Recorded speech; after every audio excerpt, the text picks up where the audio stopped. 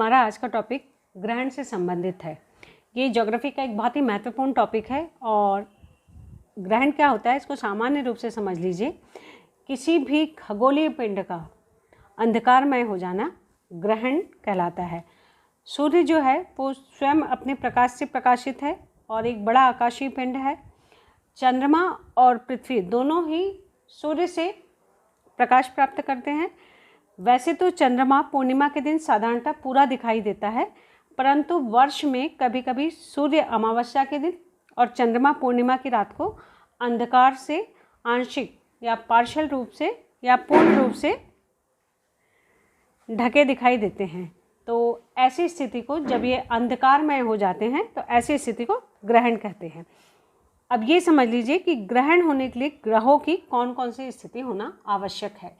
ये मैंने डायग्राम को ध्यान से देखिए, मैंने इसमें लिखा हुआ है ग्रहण के लिए ग्रहों की आवश्यक स्थिति।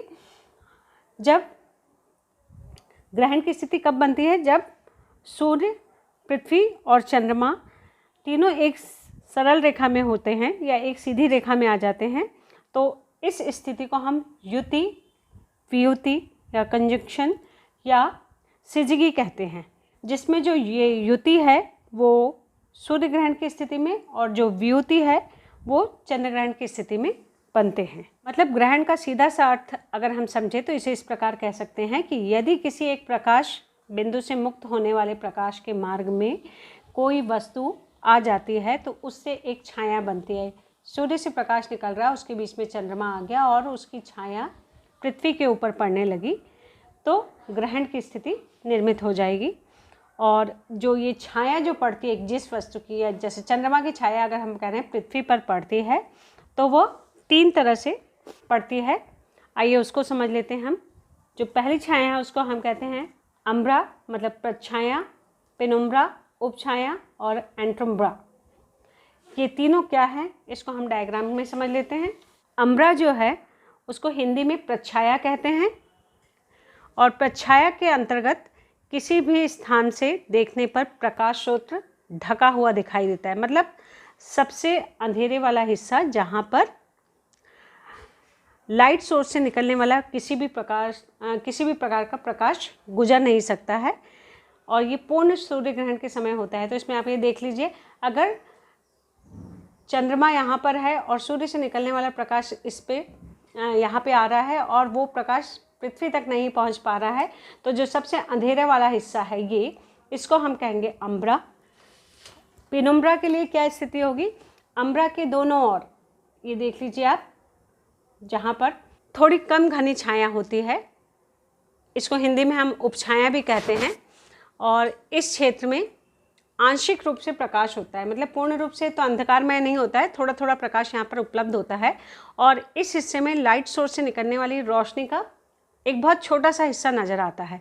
और ये स्थिति कब निर्मित होती है पेनुम्ब्रा की? आंशिक सूर्य ग्रहण के समय। और एंट्रुम्ब्रा उसको कहते हैं, उस हिस्से को कहा जाता है जहाँ से लाइट सोर्स से निकलने वाली रोशनी निकल नहीं सकती यहाँ से, लेकिन उसके चारों ओर एक रोशनी का क्षेत्र दिखाई पड़ता है जिसको हम एंट्रुम्ब्रा कहते हैं। तो ये तो जो चंद्रमा की छाया पृथ्वी पर पड़ती है उसको हमने समझा। अब हम मुख्य रूप से आ जाते हैं ग्रहण कितने प्रकार के होते हैं। तो जब ये स्थितियाँ इस तरीके से ग्रहों की निर्मित होती है तो उस आधार पर ग्रहण दो प्रकार के होते हैं, एक चंद्र ग्रहण और एक सूर्य ग्रहण। चंद्र ग्रहण की बात कर लेते हैं कि चंद्र ग्रहण कब होता है? जब पृथ्वी सूर्य और चंद्रमा के बीच आ जाती है तो पृथ्वी की छाया चंद्रमा पर पड़ती है। इस प्रकार चंद्र ग्रहण होता है और ये पूर्णिमा के दिन होता है। चंद्र ग्रहण हमेशा पूर्णिमा की रात को होता है, पर हर पूर्णिमा की रात को नहीं होता है। इसका कारण यह है क्योंकि चंद्रमा अपने अक्ष पर 5 डिग्री झुका हुआ है और जब चंद्रमा और पृथ्वी एक ही बिंदु पर परिक्रमण पथ पर पहुंचते हैं तो उस समय चंद्रमा अपने अक्षीय झुकाव के कारण थोड़ा सा आगे निकल जाता है। इसी कारण प्रत्येक पूर्णिमा और अमावस्या की स्थिति में ग्रहण नहीं लगता है। तो चंद्र ग्रहण की बात कर रहे हैं तो इसके लिए ये जो कारण उत्तरदायी है वो चंद्रमा का 5 डिग्री अपने अक्ष पर झुका होना है। इस वजह से प्रत्येक पूर्णिमा को चंद्र ग्रहण नहीं होता है। इसमें एक चीज़ और समझ लीजिए, जो हम चंद्रमा का हिस्सा पृथ्वी पर से देखते हैं वो केवल 59% ही हमें दिखाई देता है। और कभी भी देखें हम इसका सिर्फ हम वही पार्ट देख पाते हैं, मतलब चंद्रमा का हम पीछे वाला हिस्सा कभी भी नहीं देख पाते हैं। जब भी हमें वो दिखाई देता है वो सेम फेस ही हर बार हम देखेंगे, क्योंकि ये इसके परिक्रमण और परिभ्रमण के कारण ये होता है। अम्बरा पेनुम्ब्रा भी इसमें दिख रहा है। यहाँ पे देखिए सबसे अंधकारमय जो क्षेत्र है, सूर्य का जो प्रकाश आ रहा है उसके बीच में पृथ्वी आ गई, तो पृथ्वी के कारण ये प्रकाश जो है इसको क्रॉस नहीं कर पा रहा और यहाँ पर सबसे अंधकार वाला क्षेत्र हो गया, तो इसको हमने उम्ब्रा कहा। और यहाँ से ये जो प्रकाश की किरणें यहाँ पे रोशनी दिखाई दे रही है, इसको हमने पेनुम्ब्रा कहा है। चंद्र ग्रहण अधिकतम जो होता है 1 घंटे 40 मिनट का हो सकता है।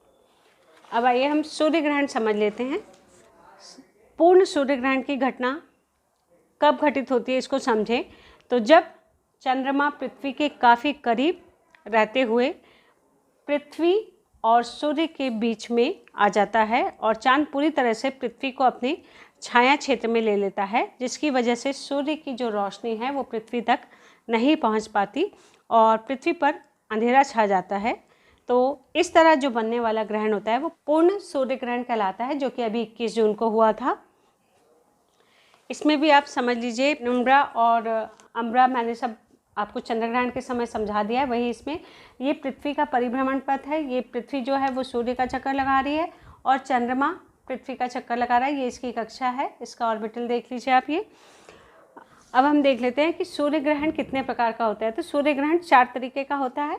इसमें आंशिक सूर्य ग्रहण या पार्शियल सूर्य ग्रहण कब होता है?